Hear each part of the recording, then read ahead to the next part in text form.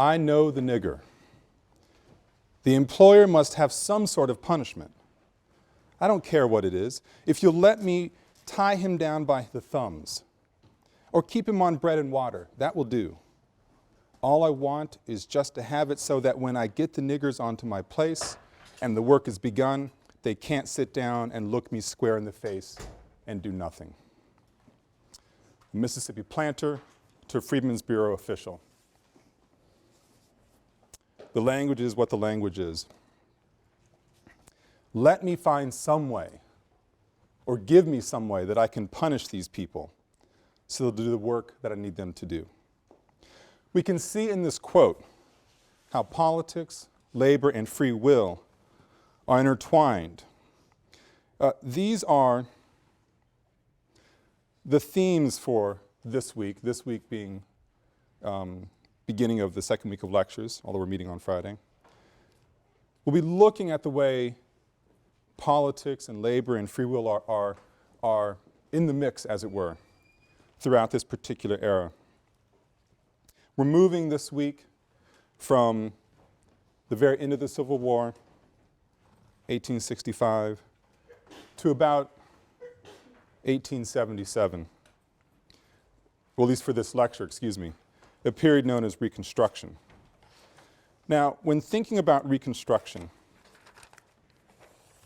the general attempt by the Union, or by the United States to bring the Union back together, when we think about Reconstruction, it's really important to understand that we're talking about an evolving set of ideas, an evolving set of political strategies.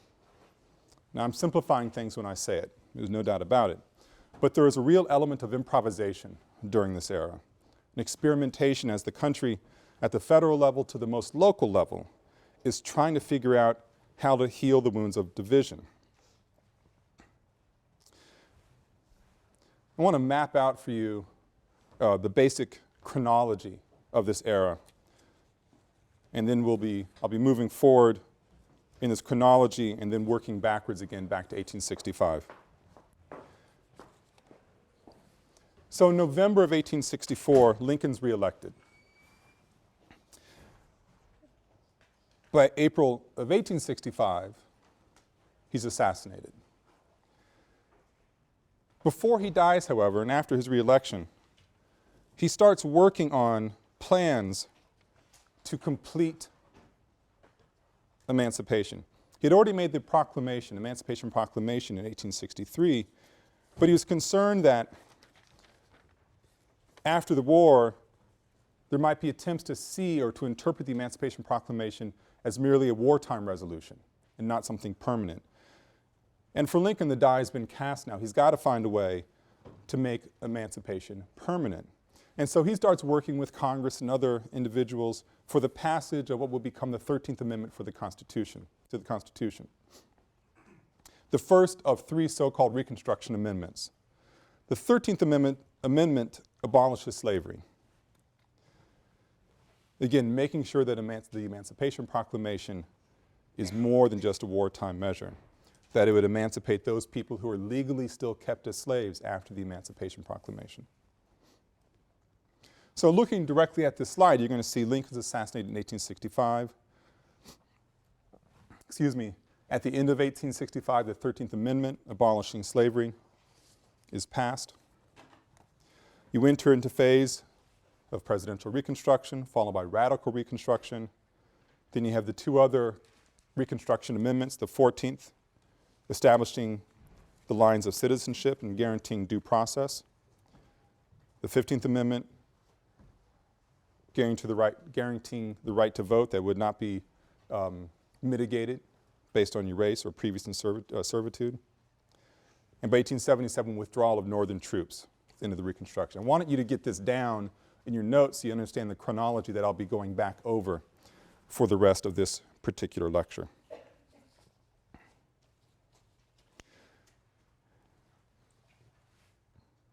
So Lincoln's reelected.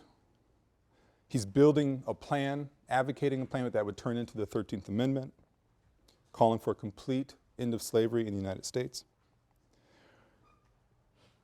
Things aren't looking good for the South. It seems that the North is going to win the Civil War. Even before Lincoln's assassinated, he seems pretty certain that's going to be the case. And so several central questions, now that the tide is turning this way, simply have to be addressed. And these are the questions that are really I'll be spending the lecture addressing. And the questions might seem kind of strange to you, but as you'll see, they're rather relevant to the ways in which whites and blacks are responding to this new era in U.S. history. What does one do with blacks now they've been emancipated? How will they be controlled? Use that language very intentionally. Who will do the work, and how will the South survive the upheaval? What I want to do, this is an incredibly complicated era, and I've always been struggling with the right way to tell this story. What I want to do for the rest of the lecture is tell the narrative mainly from a standpoint of high politics, electoral, formal processes in legislatures, for instance. And then I want to go back over the same time period, looking at the social history, what's sort of happening on the ground. So I was giving you the heads up, we'll be looping back going back to 1865 and starting over in a sense, looking at these different narratives to address these questions. What do you do with blacks? Who are they going to be controlled? Who will do the work? And will the South survive the upheaval? Now, before Lincoln is killed, he starts trying very aggressively to figure out the best way to reunite the country after the war. He proposes a 10% plan. It's called the 10% plan.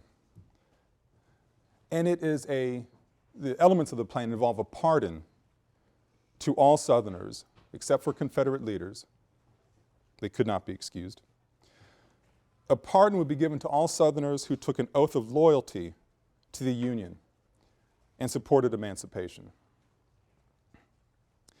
Once 10% of a state population, we're talking white males, once 10% of the state population agrees to this idea, signs this loyalty oath, a new government could be formed. Anti-slavery activists, congressional radicals, people who are just staunch supporters of the Union effort, saying this is way too lenient. We have spilled too much blood. Just to say, if 10% of the South goes along with this plan, everything will be forgiven. The plan goes nowhere. Lincoln is assassinated. Andrew Johnson takes office and develops a plan and a series of measures that, taken together, are captured in what we call presidential Reconstruction. The basic terms of presidential Reconstruction say that a general pardon is given to the white South, except for Confederate leaders, just like Lincoln's plan. But Johnson's is different. He says, we will pardon everyone except for Confederate leaders and wealthy planters. Johnson was a man of the people, coming from farming roots, working very hard, and saw that moneyed landowners, plantation owners, were a real source of many of the problems in the South. So the pardon to the white South, except for Confederate leaders and wealthy planters, required the end of slavery, and then it would let the South set up its own governments. And the thinking was that the white yeoman farmers, since the white planters, the wealthy planters, would not be allowed to be the leaders, that white yeoman farmers, people working sort of hand to mouth and scraping by, they would be the one who would take control of these governments and restructure the society more along sort of, I would say, agrarian class sympathetic lines. Plan moves forward, and Johnson could not have been more wrong about what would happen. He thought that there would be a new egalitarian ethos in the South, and what happened is that once the whites take over office, they begin to answer the set of questions I posed at the beginning of the class in terms of what to do with blacks, with a rather curious set of answers. They enacted the so-called black codes.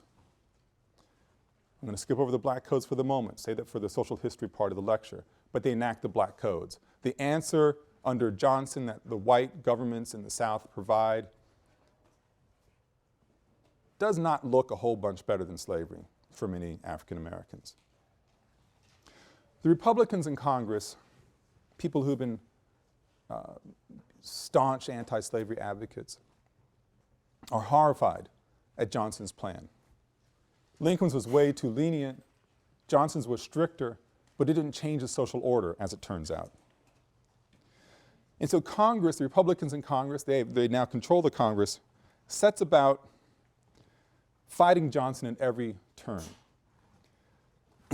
Johnson has a plan, Congress overrules it. Johnson vetoes Congress's decision, Congress beats back the veto. I mean, the government is just locked in this battle at the federal level on all manner of issues. During this period of federal inside battling, I suppose one could call it, Republican-controlled Congress pushes through the first Civil Rights Act in 1866. It pushes through the 14th Amendment, delineating the terms of citizenship and due process. Due process is something you'll be hearing of being incredibly important from freedom struggles as we move forward in this class. And the Congress threatened South's representation in Congress if blacks were denied the right to vote. Southern states, seeing the handwriting on the wall about the fact that the Republican-controlled Congress, which is a northern Congress, sees these terms and just rejects them. Congress gets tough and ushers in a series of reforms that become known as Radical Reconstruction or Congressional Reconstruction. They are the same thing, Congressional Reconstruction, Radical Reconstruction. Bless you. So Johnson has a chance to make a difference in Reconstruction from 1865 with Lincoln's assassination to 1867. That 2 years of experimentation, Congress says forget about it. We're taking control here through sheer numbers, and enters the longest phase of Reconstruction, Congressional Radical Reconstruction, from 1867 to 1877. And it is a radical change. Under this new Reconstruction plan, the South is divided into 5 military districts. These districts are controlled by Northern and Republican governments. There is quite literally a military occupation of the South by federal troops.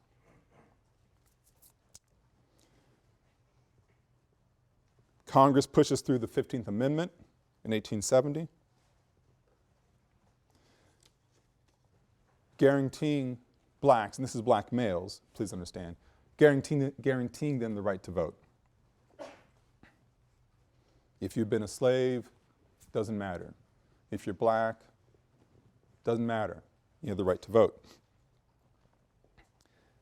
After this amendment passes, you start seeing a period in the eras of different reconstructions of incredible positive change for many African Americans. Not all, but many. And that change often comes through you can mark it by the dramatic increase. Well, increase it from zero, anything is dramatic, I suppose, but the dramatic increase of blacks holding office. You start seeing black men holding office at the local level, being elected to maybe a town council, let's say, some places being elected the local sheriff, which is really quite astonishing, through state governments and into the federal government, in Congress and in the House of Representatives and in the Senate.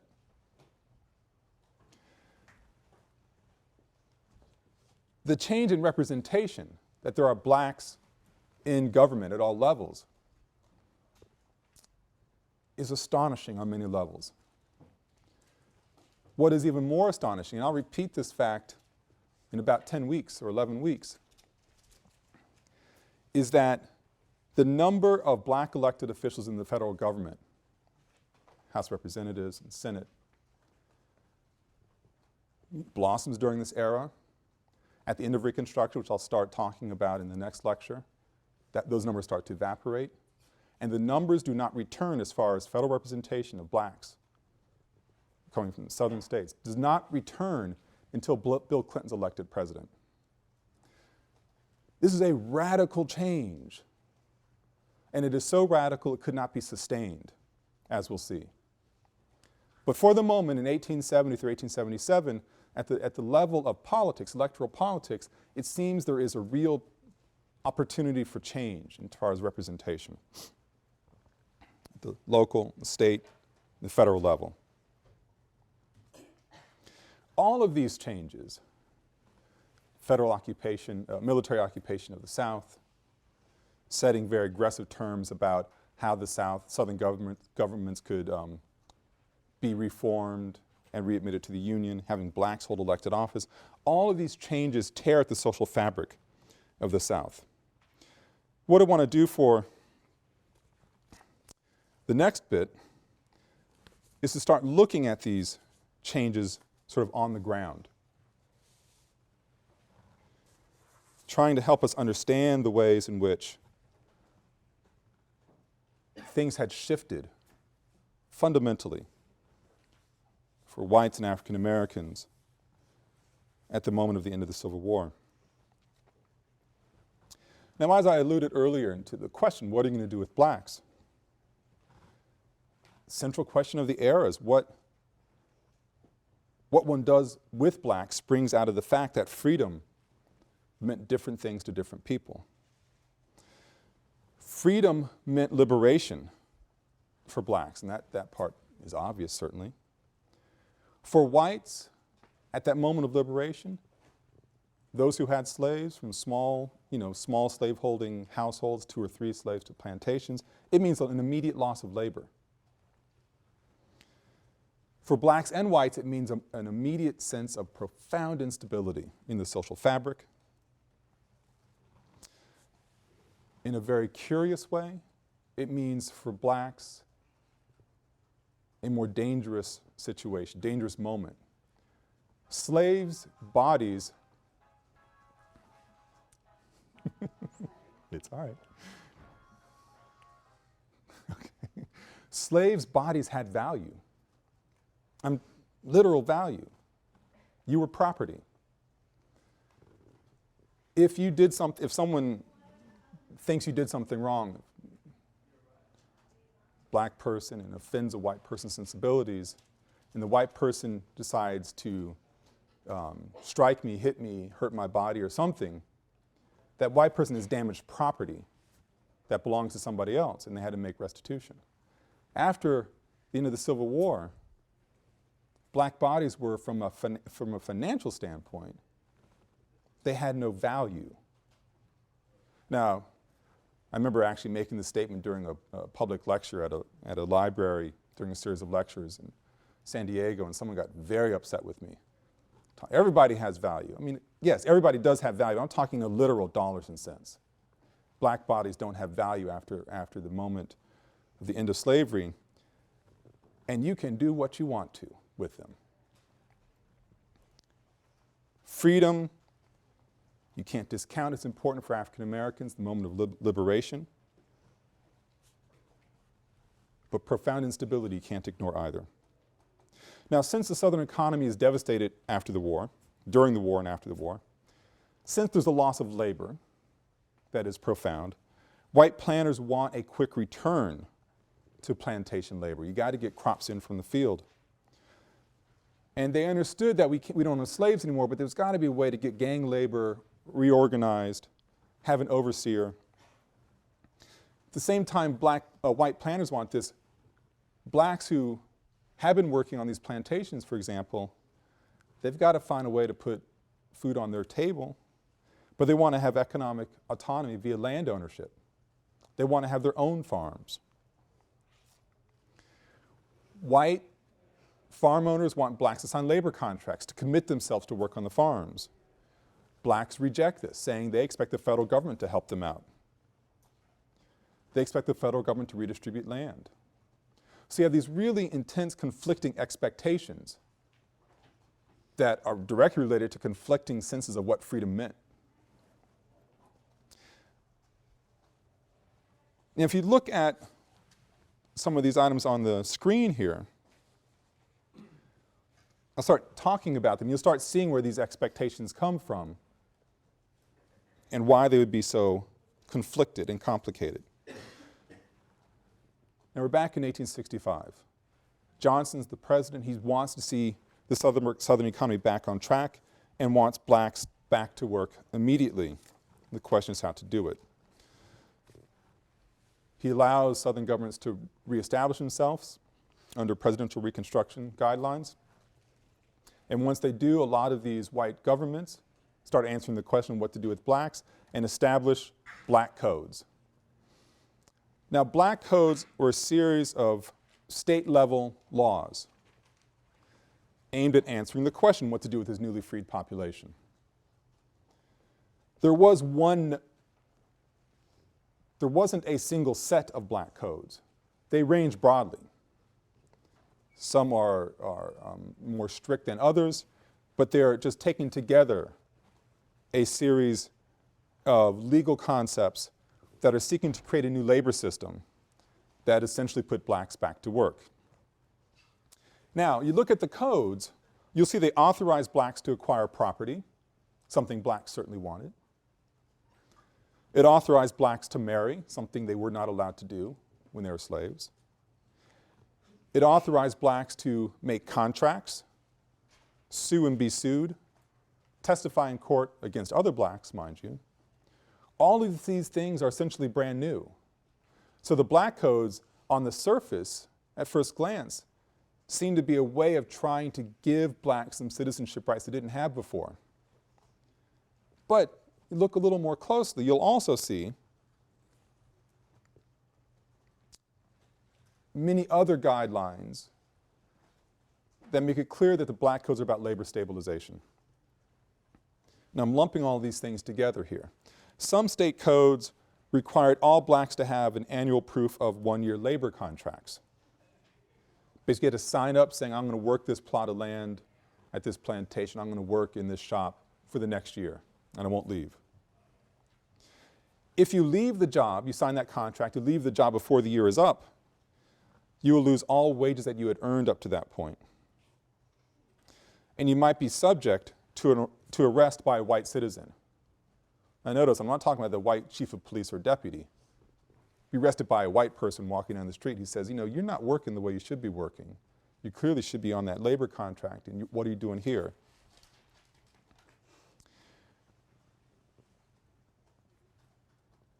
Some black codes would say that blacks couldn't steal labor,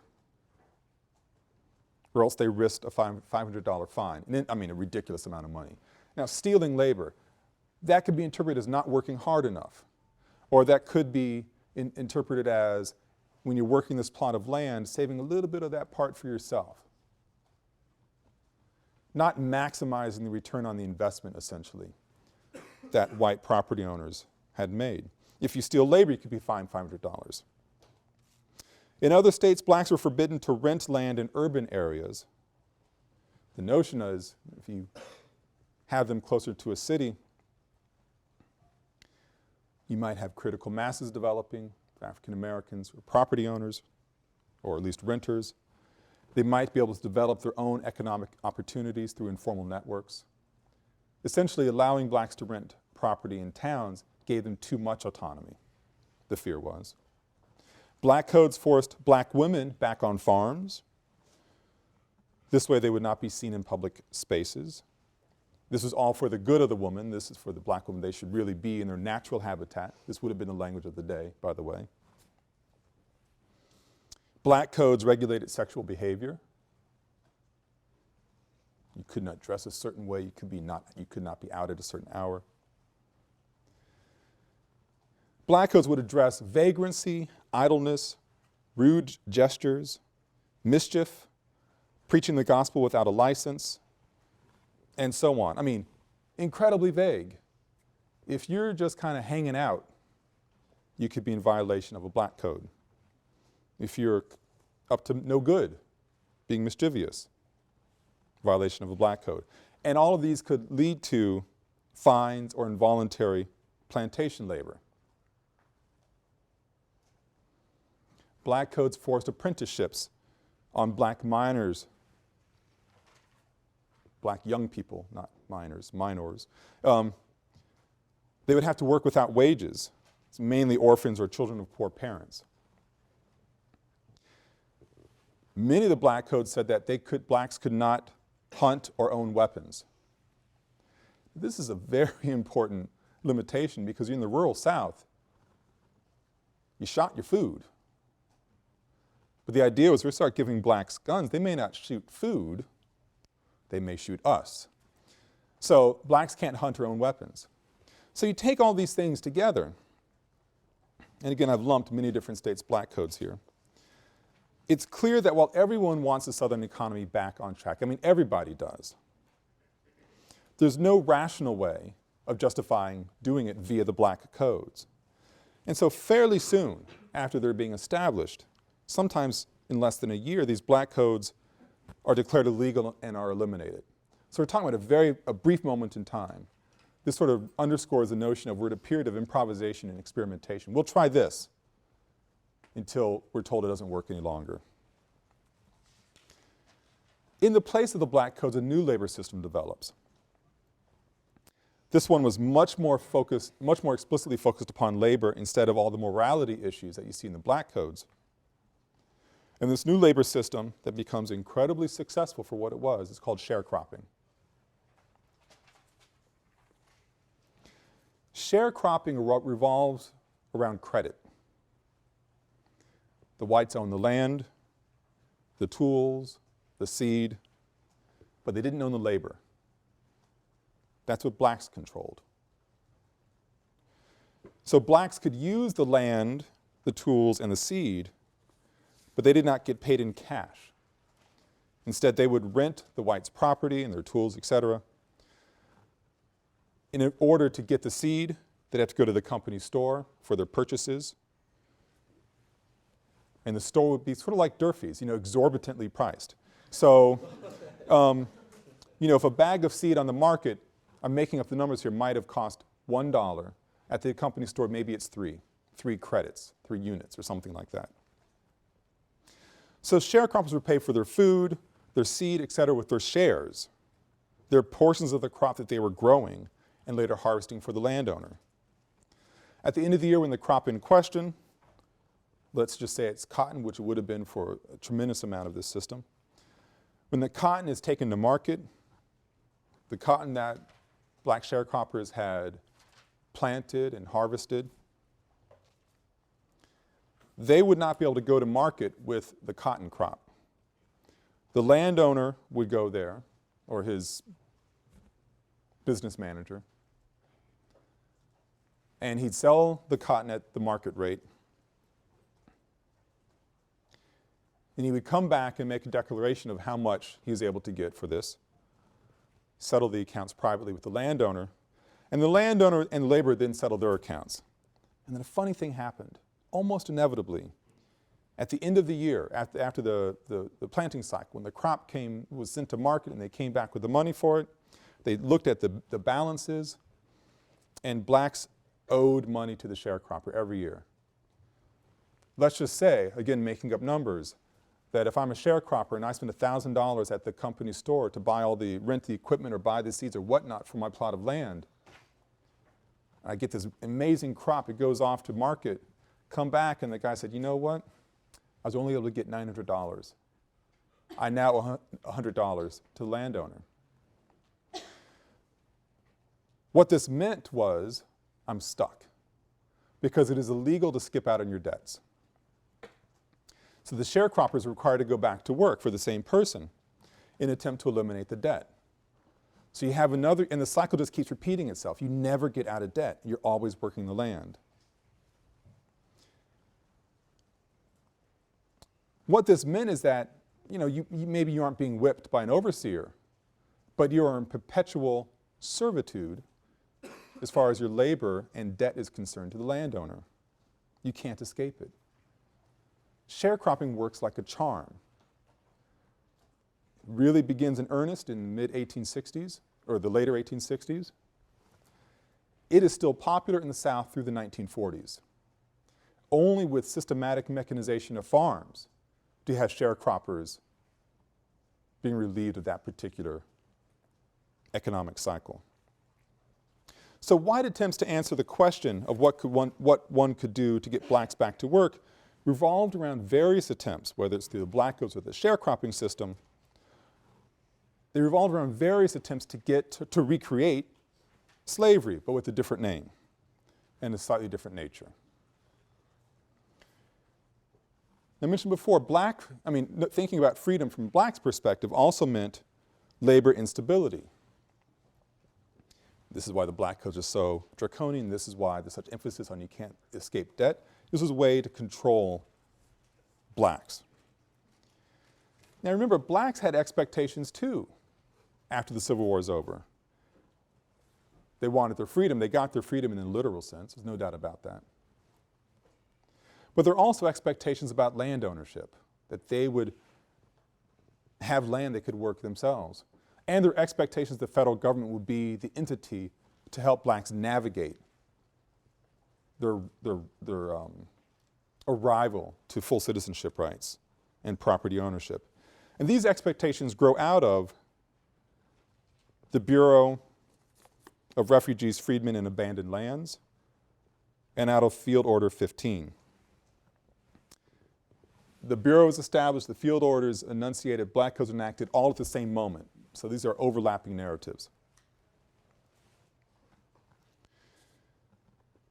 Expectations about land, access to it, grows from Union General Sherman's seemingly apocalyptic march to the sea, during which he burned his way through and across the South, and while doing so issued the famous Field Order 15, which declared that in part that coastal land between Charleston, South Carolina and Jacksonville, Florida was from this point on for blacks. If Congress had accepted this promise, or acted upon this promise, it would have given over land to roughly about 200,000 African Americans.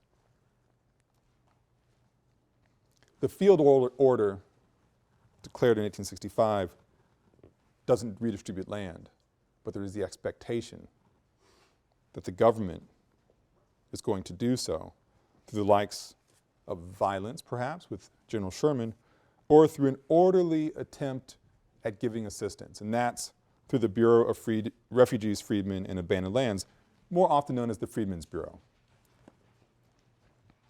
The Freedmen's Bureau was established in March 1865. It takes a while to get itself up and running. It's organized under the Union General Otis O. Howard. That's why Howard University is named after this man. He gave his land to the university. The Freedmen's Bureau had the task of providing food, shelter, and medical aid for the destitute. That's blacks as well as whites. It had the duty of providing education for freed people. To say that there was an educational system for blacks is ludicrous up to this moment in time. It's also kind of ludicrous after the fact, but they're working on it. The Freedmen's Bureau establishes free labor arrangements in former plantation areas. Essentially it's charged with trying to help blacks develop an economic system where they could sign to do work and contract, but they had freedom in doing so. And the Freedmen's Bureau is charged with securing justice for blacks in legal proceedings. The Freedmen's Bureau record on this front is mixed at best. You know from Field Order 15 the potential of returning or giving all this land to blacks doesn't really happen. Freedmen's Bureau, they're talking about, famous 40 acres and a mule ideology. The Freedmen's Bureau is in control of, at one point, 850,000 acres of property that instead of being transferred to poor whites and to blacks, is transferred back to the original property owners. So these white planters lost their land in the war, and after some sorting out, they got their land right back. The notion of establishing wage labor contracts, that blacks are not going to be working for a year like in the sharecropping system that would have developed, but they would be paid wages. Doesn't work. So the Freedmen's Bureau doesn't distribute land like it promised it would, fails in establishing wage labor contracts. But it does do something really remarkable in that it starts establishing schools. Now again, these schools would not be on par with white schools, not by a long shot. But again, when you start from zero, any change is a radical change. So from 1865, the moment of its founding, to 1869, 3,000 new schools for blacks, these are shacks essentially, are established.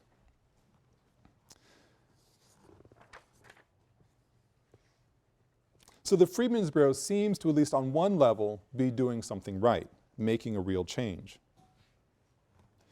But by 1872, it's gone as well. It collapses. So it leaves us with a mixed record. The record of radical Reconstruction, in fact, for much of the 1870s is mixed. The North is growing increasingly weary of Southern intransigence, incredible resistance to these kinds of changes. Southerners are tired of the Northern presence, and we're angry at having new state constitutions written under Republican-controlled governments that, as far as white Southerners were concerned, gave away way too much in terms of the rights of citizenship to black men.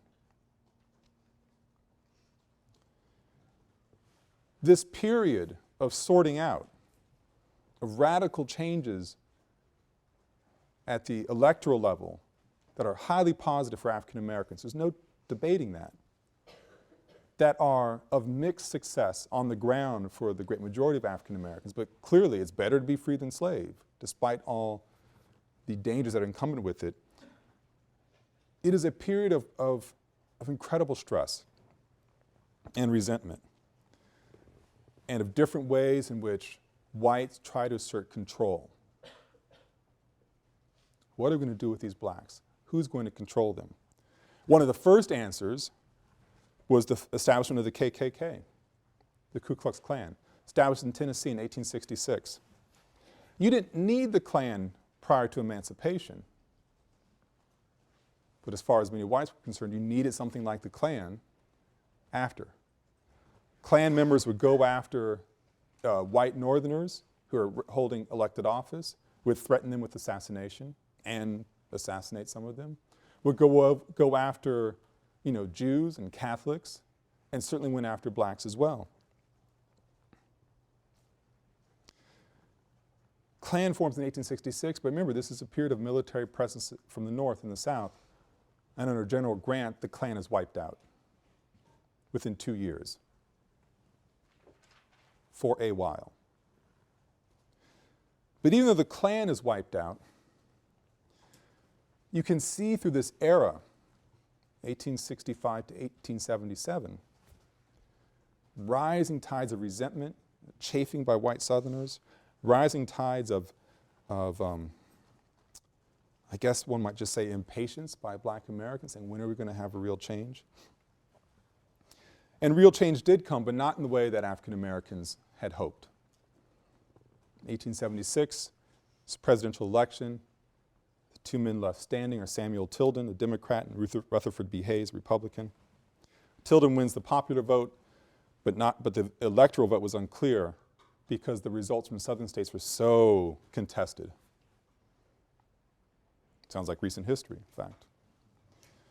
A compromise, though, is reached. That Hayes, the Republican, would secure the presidency, but only if he promised to withdraw federal troops from the North, from the South, in the military occupation, let the southern states all come back into the Union. Hayes accepts the deal. The North again was exhausted by all this struggle. And with this famous compromise of 1877, Reconstruction ends.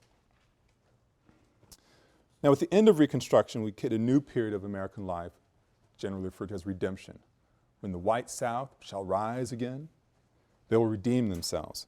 And I'll be talking about redemption in the next lecture, but I want to turn now from a moment of high politics, or the discussion of high politics, and a discussion of social history, sort of life on the ground, to take a moment to look at some other types of, some primary sources that helps us understand what I'll just call the political culture of the moment. Very famous image, what miscegenation is, what we are to expect now that Mr. Lincoln is reelected, talking 1864 now. I mentioned in the first lecture, nation states declaring their cultures and the ideologies and their myths on their currency. You can see it as well in political posters, certainly, political cartoons. And this is represents a kind of theme we're going to see a fair amount in this course. Just like the currency, exalted white womanhood.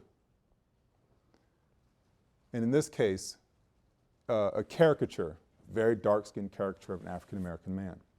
Caricature as being of black males, as you probably already know, will certainly know more, very alive and well during this period, and certainly even to today in different ways, something we'll talk about later on in the course. But a broadside talking about this is what we're going to expect now that Lincoln's been reelected. All hope's been lost. White women and black men will connect in this sort of way. Now this one I think is interesting because often the notion is that black men are assaulting white women, but in this case you have her arm is wrapped around, not in seeming protest. Be that as it may, the notion of black and white mingling in this sort of way was a profound threat. This is 1864. Now I talked about the Freedmen's Bureau and the work that it was assigned to do. It's there to establish wage labor contracts and try to help navigate land redistribution, it seemed at first, and try to help provide basic assistance and education to African Americans. Well, in the political campaigns in 1866, after the Freedmen's Bureau has been established, you start seeing representations, again another very famous poster, representations of what Reconstruction actually means. The Freedmen's Bureau, or the Freedmen's Bureau means, the Freedmen's Bureau, an agency to keep the Negro in idleness at the expense of the white man, twice vetoed by the President and made a law by Congress. Support Congress and you support the Negro. Sustain the President and you protect the white man.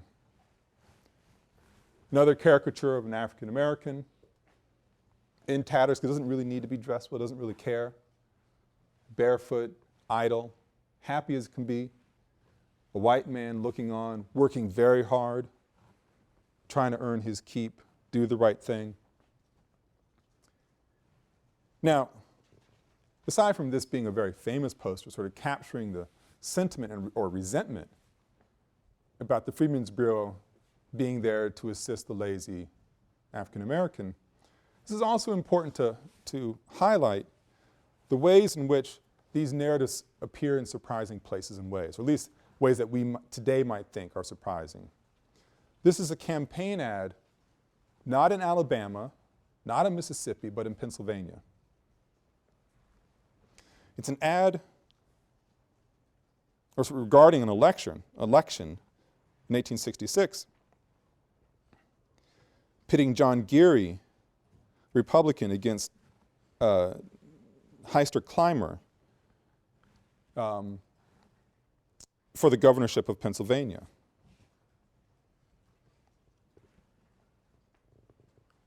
Clymer saying, the Democrat, saying if you support Geary, you're supporting this. Black idleness. From the same campaign,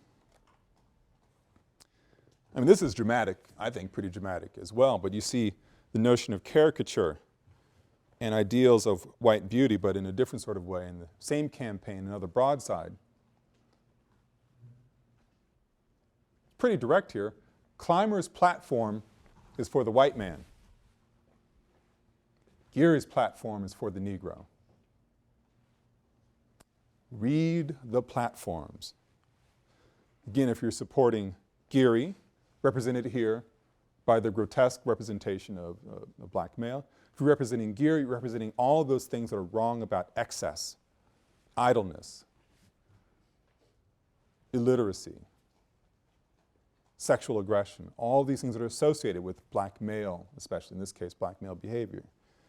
If you support a climber, you support someone who's educated, who's refined, who's disciplined. So we go from this image, which is a sort of a grotesquerie, very busy, lots of different text and representations, to this one that's cleaner, as it were, more upfront about its representations, to an 1868. These are typical, these are not exceptional advertisements.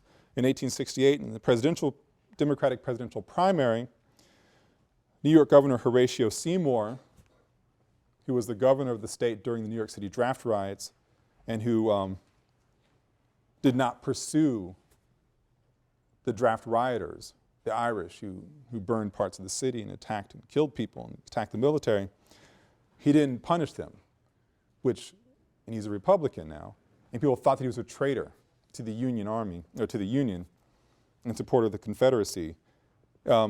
Anyway, New York Governor Horatio Seymour is running with Francis Blair from Missouri for the Democratic nomination.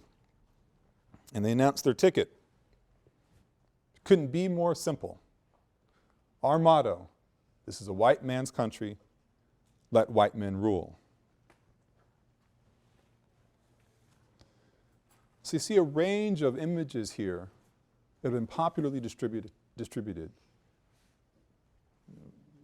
Pennsylvania race for governor, presidential primary, again a northern governor, in this case represented on the presidential part of the ticket.